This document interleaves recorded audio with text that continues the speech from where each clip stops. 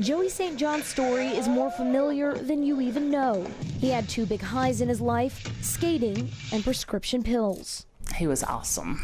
He was a good kid. He struggled, always wanted to be clean. He had been through several programs for 5 years or more ever since adolescence. But when he was clean, he talked and walked the program. Joey's mother sent him to a halfway house in Bessemer. She thought she was getting him away from his addictions.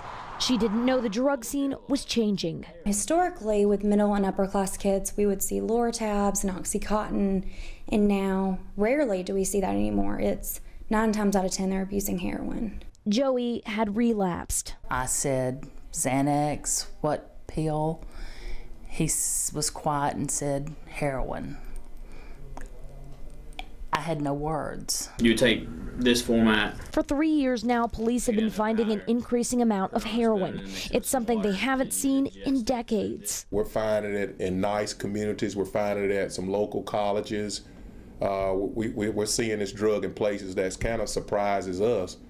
The addicts are young, averaging between 18 and 26 years old. He had been on it probably for 6 or 8 months, even with me begging him and pleading with him, and then being mad at him and trying to tell him, "I'm going to wind up burying you." Police think heroin has become more popular because it's cheaper and more available than opiates like Oxycontin. Plus, it's a higher high. I think family members don't think that could be my child. Historically, there was a stereotype, right? There was a stigma against heroin use, and now people aren't scared of the drug anymore. But they should be, especially now. By the purity rate of it, it's somewhat overwhelming to the people that are taking it. And I think that's what's causing a lot of the overdoses that we got. The drug traffickers and the drug users don't quite understand how powerful this drug is. Joey had told his mother he would beat heroin.